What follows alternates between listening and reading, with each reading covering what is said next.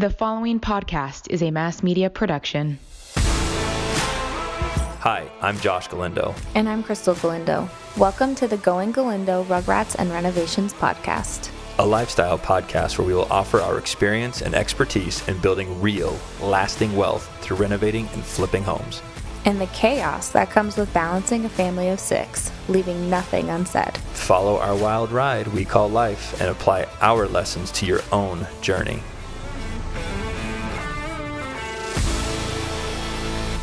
Good morning, honey. Good morning. How are you? I'm good. How are you? I am well. How was your morning? I got really crappy sleep. I did too. Was it because you were woken up at 1:45 and 5:45 and 6 a.m.? Yes, and don't forget about 11:30. 11:30? Yeah. What's going on with that kid? We're trying to make sure he doesn't wake up for milk. But at the last stop, I gave him milk. Did you? Yeah, I needed to get like at least an hour. I would just put on headphones. That's what I ended up doing. Yeah, but when he says, Mama. No, it's when you get tough. You say, suck it up. I was tough for an hour. Suck it up, I was little tough guy. for an God, hour. that fucker cried all night. The more I think about it. Yeah. This is Jagger that we're referring to. What is he, almost 2? He's 18. Well, yeah. Closer to 2 than. Closer to 2 than 1. A little over 1.5. Yeah. I don't know how many months he's 4th kid. Anyway, man, yeah, he just wakes up and he screams, and the feeling that you get in your body when these kids scream is like nothing else. There's not a noise on the planet that sends that pain through your spine. It's almost like right here. Is that where you feel it? No, I feel it in my stomach. In your stomach? Yeah. Yeah, it's like, oh my gosh. And it always starts with like a, and you're like, please go back to sleep. Please go back to sleep. Please go back to sleep. And then it never, and then it's quiet. Crying. Like they almost fuck with you for a minute. Yeah. And then another one. And then you do the, okay, if I count to 5 and he's still crying, I'll get up. And then you count to 5 and then you're like, okay, I'm going to do 5 more. All right. Okay. Anyway, so usually we give him milk and now we're not. Yeah, we're trying to wean him off that. He needs to sleep through the night. It's bad for his waistline too. All right. I want to call out one of our sponsors, Battleborn Injury Lawyers. I love that they are based here in Las Vegas. They're not your average firm, and they will personally put in the work to protect your rights. After meeting with Matt, I put his number in my phone because you never know what will happen. I recommend you do the same. His phone number is 702-570-9000. You can also check them out at battleborninjurylawyers.com. All right. This is a bonus episode. Bonus episode. We have questions that we put it on our social media asking, in our sphere of influence anywhere. We were like, hey, anybody got any questions they want us to specifically ask on the podcast? And answer. They are welcome to ask, and we will answer on our podcast. How many did we get? 12? 13? I'm not sure, but we narrowed it down. I know it was just shy of 15. 5 or 6. And we narrowed it down to 5 or 6 because some were like, how much money do you make? Some were like, how much? Some didn't make any sense. Some weren't worth going through. But no questions are bad questions, but we just picked the best question of the questions that we got. Yeah, we could do the other ones next time. The how much are you worth question? No, not that one. How much money do you make question? No, the other ones. All right. Fire away, honey. Okay, so the first one was, should we advocate Las Vegas businesses supporting Las Vegas-based businesses? It's kind of a loaded one. Say that one more time. Should we? Say it a little slower. Okay. Because that was kind of back and forth. You got to kind of follow that. Should we advocate Las Vegas businesses supporting Las Vegas-based businesses? If I'm understanding the question right, this is how I would answer that one. Or let me repeat the question the way that I think I'm hearing it. Is 1, do you support Las Vegas businesses? Yeah. Okay. And then the second part of that question is, do you support local businesses? I think it's more like, should we, like us as a Las Vegas business, do we support other Las Vegas businesses, and should we be advocating that for other businesses to do? So. I'm going to answer it with one word, and the answer is yes. And then I'll elaborate. So there's a few the general answer is yes. As far as supporting local businesses, and it's something that I think is important here. That's why when these big real estate firms come into Vegas, Open Door, actually, I don't even really want to give them a plug, but I'll stop there. But that type of business comes in, and they're hedge funds that buy homes cash. They literally buy the house, resell it, generate a profit, and send that profit back to New York. Yeah, wherever they're at. And that's all good because I support general business, generally speaking, but it's not great for Nevada or Las Vegas versus someone that's homegrown like us that works here locally. We buy a home, we fix it up, we generate a profit, and we put it back into our city. The other thing with supporting local businesses is think every time that you walk in and support a local business, what you're really doing is supporting your town. You're not necessarily just supporting the business owner. When you put money in that business owner's pocket, hopefully he goes and reinvests it here in town. Hopefully he goes and hires people that live here. Hopefully he taps into the resources that are local, further stimulating the economy. Anytime that the economy is stimulated, it ultimately comes back around and benefits other people. Something I'll just go on a tangent or kind of a side piece here is the worst people for the economy are people like I used to be. And I was always told that by my mentor, Ronaldo Taberti. He would say, you'll get a real estate commission, it goes into your bank, and it stops. Because I was so frugal. I was first cheap, then I graduated to frugal, and now I would argue that I'm a full-blown consumer. Yeah. And it's just because I'm in a different position. But versus, like the construction guy that gets a check, who's, just for example, doesn't mean all construction guys are this way, but that type of, whatever you want to call it, construction dealer, bartender, whatever it is, gets a check, goes to the bar, has a beer, leaves the bartender a tip. The bartender takes that money, takes that tip, goes home, buys their kid, a tricycle. The person that sold the tricycle makes money. I mean, that's how domino effect the economic impact is. Of positive economic spending. I don't know if that even makes sense. Something else I want to jump on here is think of the economic impact of each home sold. Since we're real estate guys, we might as well touch on that. When you go to purchase a home, you have to hire a real estate agent. You don't have to, but it's one way to do it. Hire a real estate agent.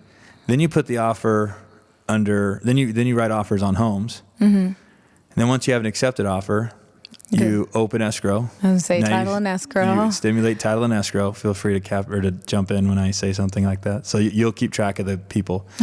Title and escrow, right? All the people over there that make that operation work. Home inspector. Okay, but you're getting a loan, so.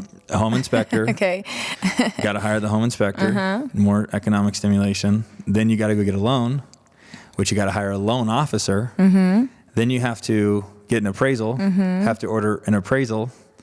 And then generally you get a home warranty before you close on it. So you got to get home warranty from a home warranty rep. Then you have to insure the property. So you have to find an insurance agent to insure the property. And then you close it. And then now both the agents make money and all of those people made money on the way. Now the real economic impact begins. Oh, and the movers. That's what I'm saying. You got to buy everything for it. People think the big hurdle is closing on the home. The real big hurdle is once you close on it, you look around, you got this empty box, you got to go furnish it. So now you go to Home Depot. Now you go to IKEA. Now you go to RC Willey. Now you go to Wayfair. Now the real estate industry is so big in the economic wheel. It's crazy. All right. That was, I hope that was of value. So yes, I believe in supporting other businesses. Do I believe in supporting my competition? No, is the answer. Do I believe in bashing them? No, that's not the reason either. I would just rather not give them any attention because I want all the attention. If I'm in this game, I'm always in the game to win. Why would I play if I don't want to be the winner? It's like who goes and plays and says, I'm okay losing. I'm in this game to win. So why would I help the other team? I'm not a believer in sharing all of my secrets. A lot of these other guys are, and I'm watching it happen. It's actually kind of comical. I've seen other guys go, oh, I'm just an open book and I'll share all of my secrets with everybody. And I don't believe in competition. That's all bullshit. Right. Well, now what's happening is they're cannibalizing themselves. I literally had somebody call me and say, I don't know what to do. I taught everybody in my office how to flip my way. And now they're so far up my ass, I can't breathe. And I'm like, well, you shouldn't have taught them all your secrets. Yeah. So, no, I'm not a believer in promoting my competition. No, but I want to win. I do feel like you are supportive, though. You do have a couple guys in the brokerage that flip, and you're supportive. I'm supportive of it. I have no problem hating. I don't discourage or hate on their success. I actually love that part of it because we vibrate and we win together. I don't want to bring somebody in and go, this is exactly how I determine value. Right. This is exactly how I add value. This is exactly how I do X, Y, Z. No. Now, do I just collaborate and say, oh, you bought that one? Oh, great. Good for you. Yeah, I bought this one. Great for me. I'm not anti conversation. I'm anti, let me tell you every single thing that I do. I've earned my rule book through blood, sweat, and tears. And experience. And years and frustration and highs and lows. I've earned my rule book. I'm not sharing it with the other team. Right. So I think that's fair. Yeah. All right, guys, let me make sure I give myself a really quick plug here. I just want to take a moment and make sure I'm crystal clear on what Galindo Group Real Estate offers to the Las Vegas public. We have a company called Galindo Buys Houses that buys homes as is, all cash, and can close in as little as 7 days with no appraisals, no commissions, and we pay all of the fees associated with the closing. So the number we give you is the number you should walk away with from the closing table. You pick your close date, and if you need to, you can stay up to 3 weeks after closing, giving you a home and the much-needed cash to make future decisions. Galindo Buys Houses is a locally owned company that takes the profits generated here in town and reinvests them locally. We're not that big hedge fund that takes the profits generated here and sends them off to New York and other big cities. I employ people here locally and invest here locally. If you or anyone you know is behind on payments, repairs, or inherited a tenant disaster, don't hesitate to give me a call. We will get you an offer in 5 minutes or less and close in 7 days or less. So please take this number down. It's easy, 820-CASH. Again, it's 702-820-CASH. Talk to you soon. Next. Okay, next question. What are some struggles you have experienced as a couple and as investors, and how have you been able to work on each other's strengths to find success? Let's start with as a couple and investors. I kind of want you to go with that because I would say what strain, the real question is what strain has been put on the relationship being an investor? Is that how you're seeing that first section, or that first part of that question? I mean, I didn't see it that way, but I could see how you could see it that way. So, I mean, I would say the struggles, it's like some people, they go to work and then they go home and their work doesn't affect their home life. And being a couple working together and investors, it all bleeds together. Like our money at home is what we use to work with also. So you just have to be conscious all the time of that. Yeah. It's such a capital intensive business that you need money to stay in business, but you also need money to live. Right. So it's a blend. Yeah, I think the investor part is, it's obviously very rewarding. It's been very good to us. So let's not discount the good that it's been to us. But on the flip side, where it is difficult is it doesn't turn off. There's no screen door I walk through as I'm leaving the office. Right. That strips me of all of my obligations to think about work. You know, I bring that right home, and then I have to actually consciously choose to morph into dad and husband, which isn't always easy. That's tough sometimes to switch gears and be conscious of the kids playing and why they're excited to see and be loud and so forth. I would say it's all very tough, but it's what we do, and I think we're good at it. But it's not something that just easily happens. No. So investors, there's a lot of things, because with investing, there's risk. Yeah. And anytime there's risk, then you should be generally concerned, or at least paying attention, however you want to define it. So, if things go your way, things are great. If they don't go your way, things aren't good. And then it's about managing your mindset. You know, that didn't go my way. How do I respond? How do I act? Am I going to be irritable with the kids? Am I irritable with my wife? Things go my way. Is it time to celebrate? Do you get too excited? Is the universe going to check me if I get too excited? I mean, there's a lot of shit that goes into the investing thing. So I would say like working together and investing together, we did have to find each other's strengths in order to make it successful. Yeah, I think that's another side of our relationship that I think has worked well for us is our two mindsets, our two different individual mindsets.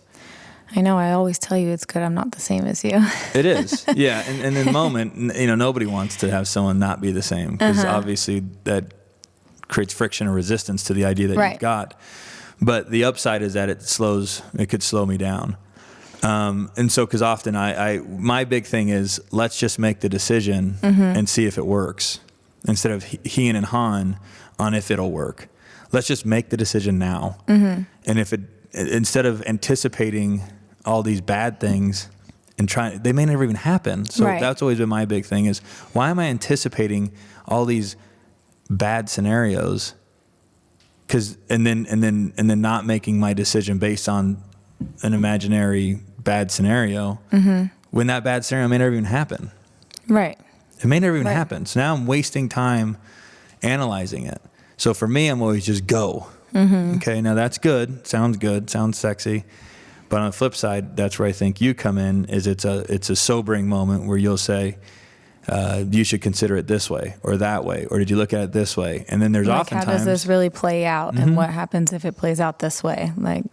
So I'm a just go, and you're let me throw a few scenarios at you that you may not have thought of. And so, if you still want to go. And if I still want to go. That's usually how I operate. I'm always a believer in listen to everybody around you because they'll either have valuable input that can be used to make a better decision, or it'll be irrelevant and you'll move on. But if you just shut them out completely, you'll never run into that opportunity. You'll never run into the opportunity of good input. Yeah. Does that make sense? No, it does. Always ask. If it doesn't feel right, then just plow through with your original decision. But always be open to that extra feedback, and don't be afraid to go, not for me. Doesn't work. I'll just stick with my original idea. But if you're just like, I don't want to hear anybody's input, then you may miss out on those opportunities of real valid input that could have made a better decision. Yeah. And that doesn't mean that moving forward, you're not making, you're changing the way or they're changing the direction you're going to go. You just have other things to consider when you're making this decision too. Say that one more time. So if I bring up 3 scenarios to you, you might still push forward and do that, but you are taking into consideration those 3 scenarios and you're making different decisions. I think that the biggest thing for me though is when you have an idea or whatever you want to do, I play those scenarios in my head and I have to talk them out loud, and then you either shoot them down or you're like, well, if this happens, then this is how we'll fix it or whatever. And I just am able to trust you and your decision, whether you want to take those into consideration or whether you don't think that they'll happen. I think that me being able to trust you allows you to do whatever you need to do. Does that make sense? It does. And I think what you're saying there is leadership in a sense. And I think with my entire office, every few months I sit down and I look at everybody and I say, I'm going to make you more money and you're going to make yourself more money. But as a team, we're going to make you more money this year than you made last year, because that's always my goal. Do you trust me to lead you that way? Yes. Then you have to be willing to put up with the ups and the downs and the frustrations and the excitement and the winners and the losers and the conflict and the all this and that. But as long as you, at the end of the day, trust that the journey that I'm leading you through will end with you making more money than what you did last year or what you started with, then all that drama and nonsense can go to the wayside. Yeah, I don't know. That was just a thought that popped in my mind. Yeah. It's leadership. And that you trust me. It's trust. I think that that's a big part of the success, though, is that I support you and I totally trust your decisions that you're going to make. And there's a lot of pressure for that. But there's a lot of pressure, but frankly speaking, I think I get my results speak for themselves, and not just in the eyes of people around me. It's in my eyes. You know, I build confidence in the next decision I'm going to make based on the outcome of the previous decision I made. So if the previous decision I had made went my way, then I have faith that the next decision will also go my way. So the more successful decisions I make, the more brave I get in making the next decision. I don't know. Good question. Let's fire off onto the next one. Okay. Okay, next question is, if I have 10,000 or 20,000 and I want to invest in real estate, where should I start? I like this question. I probably should have started with this question. Okay. The reason I like this question is because what I've heard from, I remember when I was in a position where I only had $5, $10, $15, $20,000, whatever the number is. And what I did is, it's human nature to take the path of least resistance. So you keep saying to yourself, how can I make more money? How can I? And so you just think, okay, I have this amount of money. I heard people, if they invest, they'll make money on that money. I don't really have to do any of the work. Can I find a person that will take this $10,000 and go make it more money? So let's just go through a scenario. Let's say that we earn 100% on our money. Okay. A year, which I think is actually pretty accurate. Do you understand how that goes down? Yes. Okay. So yeah, let's just say between 80 and 100% is our return. That's a spectacular return. Yeah. Like I bet people that are listening probably don't even believe it. But when you leverage properly and do things correctly, then yes, it is true. Let's just say though that I can do 100% and you give me 10 grand and I give you back 10 grand. Well, since I'm doing all the work and you're just giving me the money, we have to split the profit. Right. So now you're down to 50%. I get 50% for the hard work that I'm putting into the deal. You get 50% for putting up the money and enduring the risk. Are you still following me? Okay. So now your return on your $10,000 is 50%. And again, I'm talking like best case scenario. So you made $5,000 on your 10 grand this year. That's pretty good. It is good based on percentages. Is it life-changing money? No. Does it do really anything other than maybe pay your gas for the month? Well, I mean, don't you make... Be realistic. Okay. No. Does it pay anything more than you and your husband's cell phone bill? No. So it's not very much money. You need a lot more money to get your money working for you where it will generate a return that is life-changing or life-improving money. So what's your real problem? You don't make enough money. Okay. Are you following me? Yeah. You're not generating enough money, one, or you're spending too much money, two. So when someone says to me, I have $10,000, what do? Well, I just broke down the world's best scenario with a return on investment, and the money that was made isn't enough to change your life. Your problem isn't, do I have access to proper investments? Your problem is you're not making enough money. Yep. You get that? Yep. So instead of going, well, because it's path of least resistance, you don't want to change this. Right. So you stay comfortable, and then you start going, okay, who can make me more money? That's not your problem. You need to go and make more money, or you got to spend less. So if you have a good job and you're making 150 grand a year, let's just say, I don't know, 150 grand a year, you should be saving $70,000 a year. You want my opinion? And then investing it. Do you agree with me, honey? Yeah, I do. $7,000 a month, you should be living pretty good, and you should be able to put away the rest of the money. Okay, so either you're paying too much in taxes, you're spending too much on entertainment, you have too much debt, whatever it is. Well, that doesn't have to be forever either. It could just be until you build your nest egg to invest. Right. So instead of focusing on how do I get this 10,000 out, look back at reflect and say, am I making enough money? If the answer is no, then you either got to go find a side hustle or you need to find a better job, simply put. Two, I am making enough money. Then you got to ask yourself, are you saving it? Are you saving enough? And then once you save enough, now let's talk about 100 grand. Do you think that's like a good base? Like what would you say is a good base to start investing? I would say, I remember when I don't want to bullshit. I never thought it would be difficult to save $100,000. I've saved $100,000. I've had access to $100,000 almost my entire career that I was able to save. How I saved it, I don't know. I could tell you when I was 18, I had like $16,000 saved from working at Nora's, making $40 a night. You know, like it's not about how much money you make. It's about how much you save. And it's not about what you do. It's about what you do with the money that you generate. But so you said, what's a real number? Yeah. I would say if you start with $50,000, $75,000, now do the scenario I just gave you. Now you're bringing in $35,000. Let's just say $70,000. You earn 100% on the return. You got to give up half because I did all the work. So you generate $35,000 a year on your $70,000. I'd say it's pretty good. Now you're generating like $3,000 a month. Yeah. So now your mortgage is paid. Right. Now you're stacking. Now you're making more money. Well, then you take that 35 and you add it to your 70. Now you have 105 that you could go and invest. Yeah. So I guess what I'm trying to summarize here is that if somebody says to you, I got $10,000, I got $20,000, I want to put it with you. If you think you've done your job after doing that, you're doing yourself a disservice. Because the money, even with the world's best return, the money's not enough to change your life. So I'm telling you, instead of wasting years of weak investments or not even low returns, not life-changing money, stop, reflect, look at yourself, say, am I making enough money?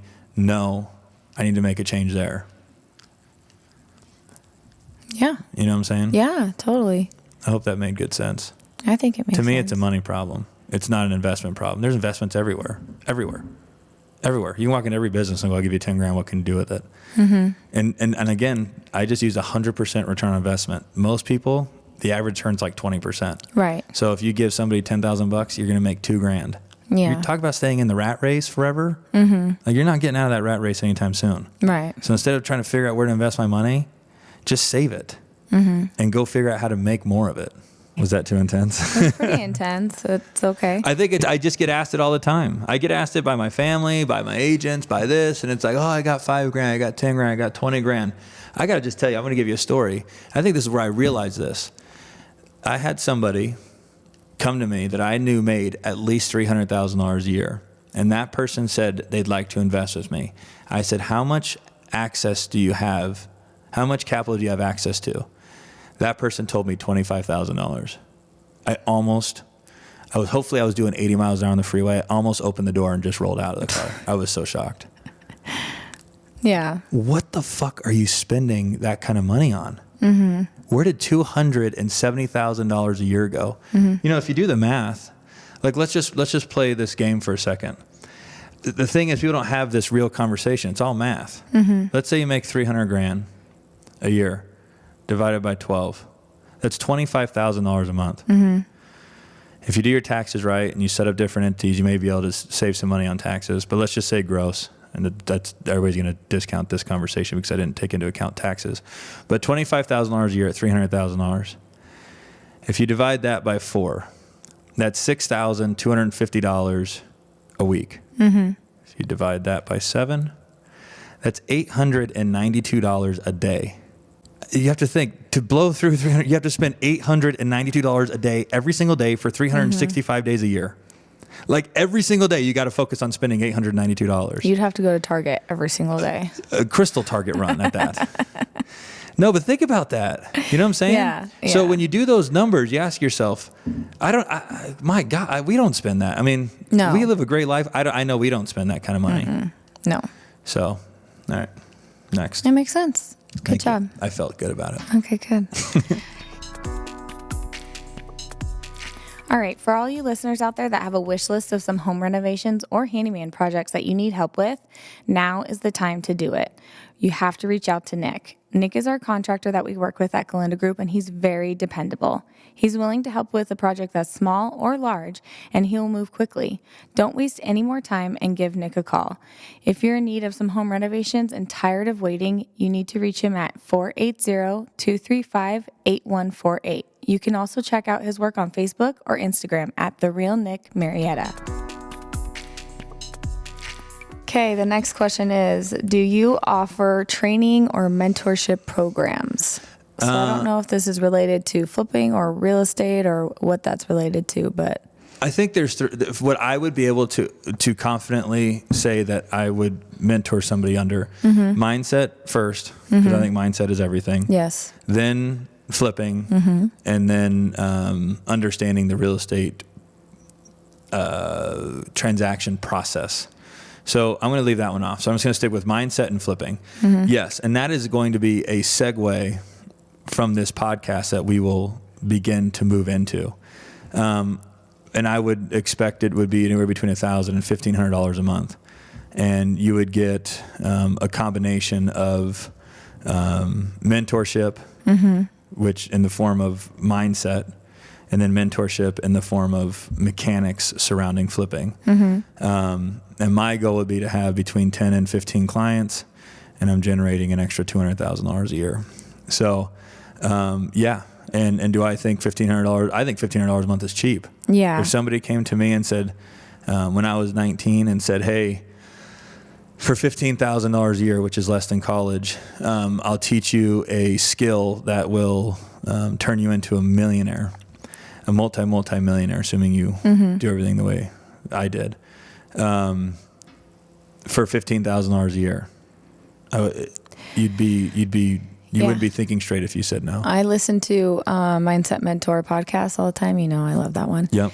And he said, whatever field you're in, get yourself a paid mentor, because there's no dollar amount you can put on the experience that they've had that you don't have to learn. There you go.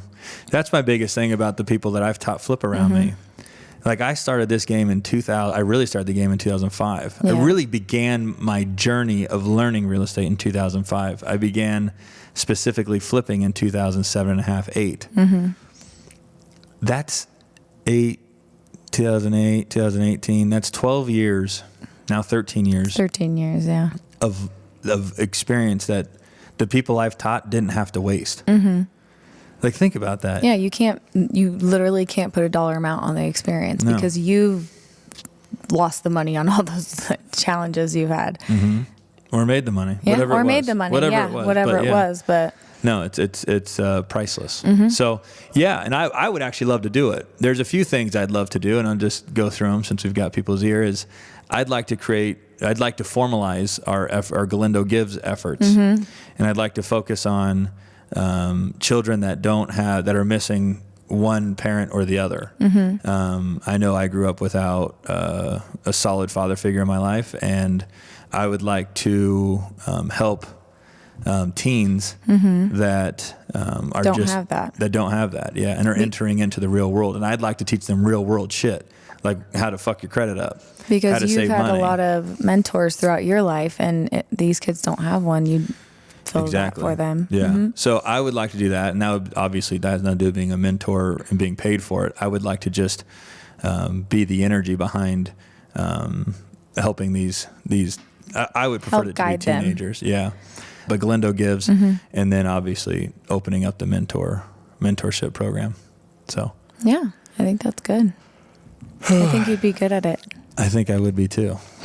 It's just crazy if you think about like what they, we had to learn. It's the worst system ever built. Let's teach these kids about George Washington and different generals.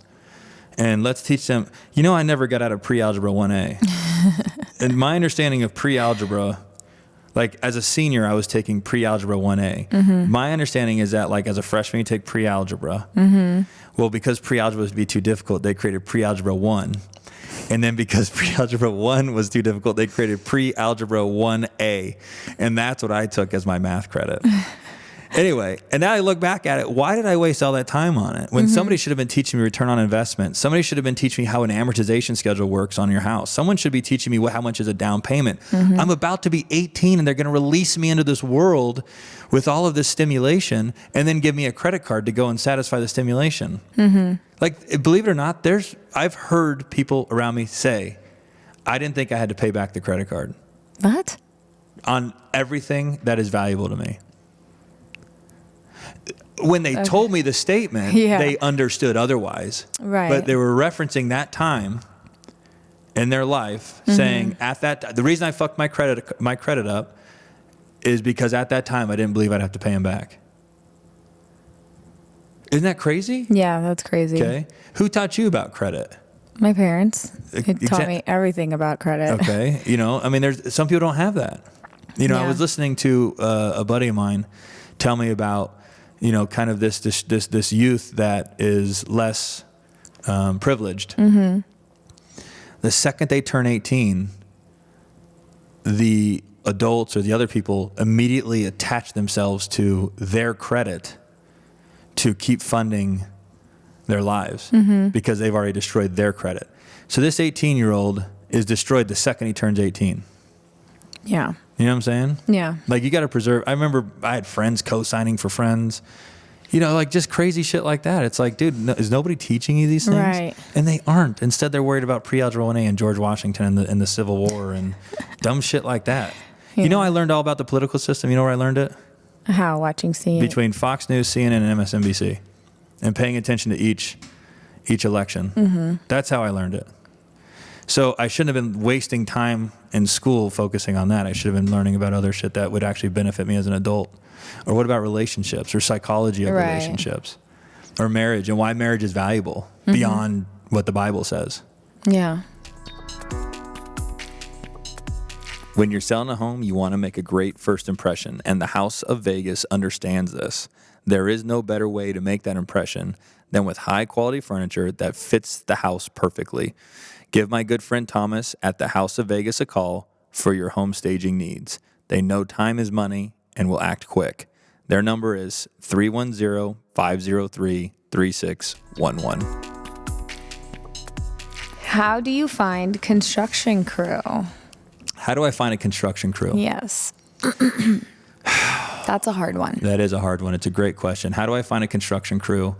There's really there's no simple way to do it. Trial and error. It's trial and error. Obviously, it's.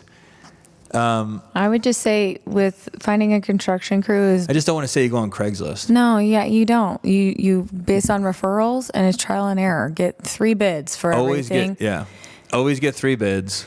And then go through each line. Something else that you should is once you get the bid, you should go back to the property and make sure that everything that is on the bid is actually going to happen at the property. There's many times, I just did it recently, where I went through the bid. I thought my memory was good enough to visualize the home and analyze the bid in front of me. And when I went back to the property after construction already started, I already approved the bid, I forgot to put can lights in the kitchen. I'm like, I was so mad at myself. I'm like, man, how did I forget this? Well, if I was sitting in the house with the bid, going through line item, and referencing visually referencing the house around me, I would have said, oh my gosh, that's not in there.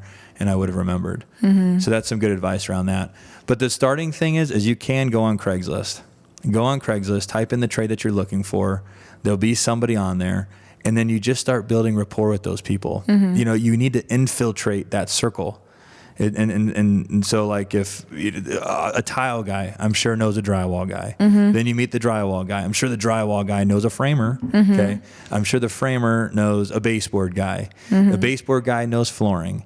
A cabinet guy knows cabinets. I bet the cabinet guy knows a countertop guy, or vice versa. So you just need to infiltrate that world, and then you just start asking. It's about digging and finding and figuring it out. The other thing that I do that saves me time is I know what trade should cost. So I know what price per square foot I should pay for paint. I know what price per square foot I should pay for tile. So when I go to interview a guy on the phone, I'm not going to waste a whole day meeting somebody at the house, going through a whole bid, telling them what I want, waiting 2 days for it to get the bid back, and then analyzing it and realizing that we're like $10,000 apart. Right. So I'll just call somebody and go, hey, how much do you charge to lay tile? And if he tells me $3 a foot, I'm like, next. I just hang up. I should pay between $1.75 and $2.50. So then I'll go, okay, how much for paint? If he tells me $2 a foot, next. I should pay between $1 and $1.10 a foot. If they're trying to gouge you from the beginning, then you don't even want to. Yeah, and I don't know if it's gouging. Those are the prices that their business obviously can get. It doesn't work for my business, so I just move on. But so I ask some qualifying questions right over the phone from the beginning to save time. And someone that's speaking the flipper language will know to fire back with the appropriate prices. So, have you ever driven by a house in construction and been like, hey? That's the other thing. Have I ever gone in and gotten numbers? Yeah. Oh my gosh, my phone. If you type in like drywall on my phone, I got like 15 drywall contacts. And I don't even have their names. It's just drywall guy from this house. Yes, absolutely. That's another great way. Drive around, walk into homes. Who's your boss? Who's the owner of the company? Absolutely. That was a really good one. Yeah. Thanks. Okay, last one. Are you ready? Ready. Someone said that they are getting their real estate license, and how do you decide who to work for? Like where to hang your license? So the first thing, I'll just tell you my journey, and I think it worked for me, is when I got my license, obviously I was with some commercial guys who taught me kind of the fundamentals of investing, which were invaluable. And as the recession hit, I had to move on to something different because they had holding power. I didn't. So I had to find what was moving in the real estate world, and that was houses. So that forced me to move my license from a commercial outfit to a residential real estate brokerage. The advice that I was given was to go find the most expensive place that you can find that offers the most education in exchange for that expense, and stay there for 6 months, learn it, master it, and leave. And then go and find the least expensive brokerage to hang your license. So that was what I did. Here's what I've learned being a broker, is the first place that I went to, it was a really big REO outfit, bank foreclosures. That was the time that I had to switch gears. So there was a ton of bank foreclosures, and they had a lot of those listings. And that atmosphere was very favoritism. A lot of favoritism going on. If we liked you, we would give you all the REO leads, the REO leads, So for me, I kind of, while I was learning a lot, I didn't feel good about the system. That was just something to note. It just didn't seem like a fair system. So I left that, and then I went, but after I learned everything, and I got some leads and some things and some benefit, but I learned a lot, and then I left and I went to the cheapest place. When I say cheapest, it was $25 a month and $250 a transaction. Like, I don't even know how they made any money doing it, and I don't think they did. But it was like walking into a storage unit. Right. That level of staleness. Empty. Yeah. It was like, nobody's here, nobody works here, there was no energy, there was no culture, there was no collaboration, there was no growth. So it almost went the wrong direction for me, which may have forced me to focus on flips and generate my own business there, because I didn't have any culture to depend on. I had to go create my own. Anyway, now let's be specific to Galindo Group Real Estate. That's what I was going to say, so keep going. Do you want to go ahead. Play on that? Something that I love that we didn't intentionally build. I think our energy and our personalities obviously attracted this, so I'm fully responsible for creating it. I just don't know if I did it intentionally. What we created was a place of encouragement, positivity, creativity, support, influence, fun, all of that. And then what ended up happening is, I think you and I kind of sat back one day and looked at each other and go, holy shit, look at the culture we have here. Yeah. So obviously today, now that we've identified the culture that we've created, we are doubling down on it and trying to create more of it and obviously build on it and make it grow. But what I love about our office is that we encourage and love success. And we encourage and love family. There's a lot of people that bring their kids in. We have like an office dog that one of our agents, Krystal, always brings in. It's just a good environment. But I think at the end of the day, everybody knows that the underlying message is we're here to make money. Yeah. Yeah, I would say that the culture, like wherever you're going to work, is very, very important, because I mean, it's your environment that you're in every day, and it has to be able to motivate you. And I think watching everybody in our office work and you see them succeed, all it does is make you want to succeed too. It's good, positive energy. And I think that the core values of that business are very important too, because, you know, if you go to a place that doesn't even have any core values, they're probably not looking out for you. They're just looking out for themselves. And I think that core values, it means it encompasses everybody and everything. Yeah. Yeah. And you know what I love about core values, my mom taught me this, is you hire and fire based on core values. And what it does is it takes all the emotion out of it. When you hire, these are our core values. And when they violate one of the core values, you bring them in and you go, you violate this core value. Have a good day. You're fired. Just that easy. And I actually do that with our agents. There was some unethical stuff I've found on a few agents, and the second I bring them in, I point out the unethical behavior, and they look at me and I look at them, and I'm like, we don't roll this way. Right. And that's the thing. One bad apple in the office what is the saying? Not bad apple, but no, it's true. But can spread, but I don't know I can't think of the I think my understanding of the true bad apple thing is you have one bad apple in a bag of apples and it will kill the other good apples. It actually releases gas that contaminates the... Well, so you got to get rid of those bad apples. Yeah. No, this one I hate to use because it's too close to... It's just so real, but it's a cancer. Cancer spreads. You have one bad person in your office. The other thing that I would say never to do as a brokerage is don't make deals with your agents. Oh, I'll give you your transaction fees $400 a month. Yours is $600 a month. Oh, you're new, 20% a month. If you do that, you don't think these guys are going to go sit down and talk to each other, right? And go, "What's your deal?" And they're going to say, "This is my deal." And then before you know it, your culture is crushed because you're not playing fair. That's my biggest thing. I'm always like, no, we can't do this because then you got to do it for everybody else. It's not fair to do it for one. Yeah, that's my biggest thing. Yeah, you've got to have an environment that you can go in. I would challenge I would challenge somebody to challenge me on this statement. You could walk into our office as a brand new agent, stand at the lobby, and just scream your question out. And what do you think would happen? Let's say dumb question. I'm a brand new agent. How do I get a duties owed signed? A million people would want to help you. Within half a second, you have 5 people standing at the front lobby going, let me help. I mean, Caitlin would pop out, Val would pop out, Andre would pop out, Trey would pop out, So, So the other thing that's great about competition, and we're not even competing with each other necessarily because real estate, there's so much to go around. It's not like you're going to run into the same guy that's calling from Montana. Yeah. You know what I'm saying? It's very rare that you cross paths. It's really a competing game on who's marketing better, who's making better decisions if you're flipping. But anyway, so what I found interesting, the two people that I've recently promoted and made an integral part of our business is a gentleman named Matt and a gentleman named Trey. Matt came to me and says, when I came over here, I saw that Trey was kind of the hot shot and was doing pretty good. And the only thing I cared about in my mind was how do I beat Trey? And I remember on a different conversation, Trey was saying how he's competitive too. Now, he didn't care so much about per deal costs. He wanted to just get his GCI, which is gross commission income or whatever the hell it is, higher. But they were two competitive people. And when I identified that, and then I actually felt like Matt was chomping at my bit. And I was like, holy cow, maybe I need to step my game up. And it created good, healthy competition where we both woke up and were a little more motivated than the day before because we were in each other's spaces. Yeah, and I was going to say, so both of those people came from different brokerages and came over because of the culture, the core values, and opportunity to be around other people that just pushes you to be your better self. Yeah. I'll tell you, I don't know.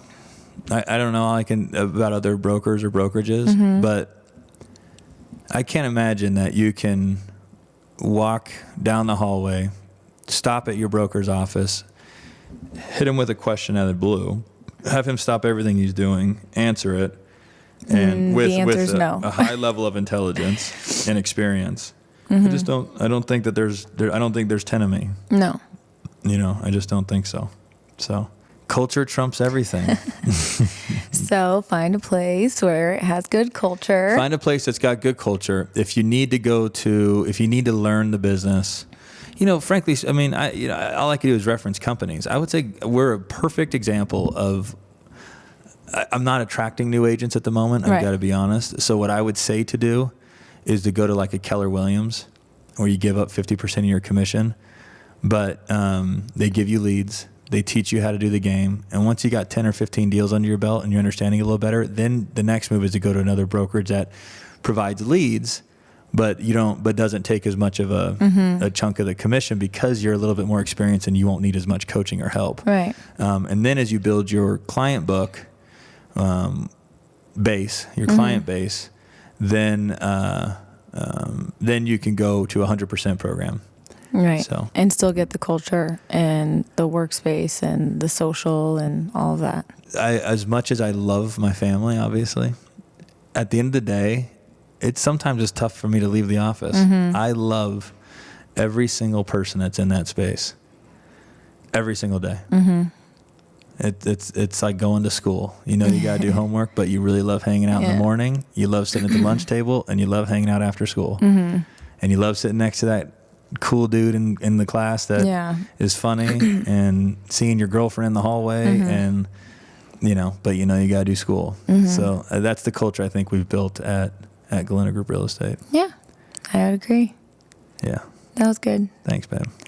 That's it for today. That's all we got. Yeah, we don't have any more time. So anyway. if anybody out there does have more questions or wants us to elaborate on something specific to them, what might be even fun next time is maybe we call somebody and we just do a coaching session right over the phone. Yeah. Say, hey, you asked us this question. Then that way they can kind of follow up with the question they ask. Because sometimes give their rebuttals or their follow-up questions. Well, here's a little more specific to me. Can you help me? So yeah, what we can do. So if you guys have any questions or you want some free mentoring that obviously people listening will be able to learn from, just type in Galindo Group Las Vegas and you'll find my information on the internet or Krystal's or whoever it is at the office. And send us anything that you want and a phone number. And if you want us to call you, we will call you. We'll obviously let you know that we'll be calling you. We do podcasts on Tuesdays, and we'll call you and we'll have a over-the-air convo. And I would even make the same plug for you, honey, that if there's somebody out there that is, Krystal's really good at being a CPA. I don't know, what would you call that? A bookkeeper, excuse me. Yeah. She's great at bookkeeping. She's great at managing 4 children and an erratic husband. So if you have any questions. That's my real specialty.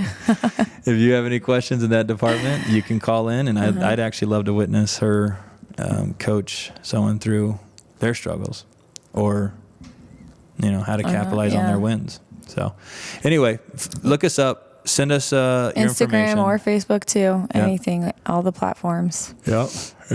And I think that's all I got. Yep. Good job. Is that all you got? Yeah, I'm good. Right, I got to go back to work now. Okay. Thank you, everybody, for listening. Thanks. We appreciate you. Share, post, repost. Rate, post, subscribe. Share, rate, 5 stars. subscribe, 5 stars.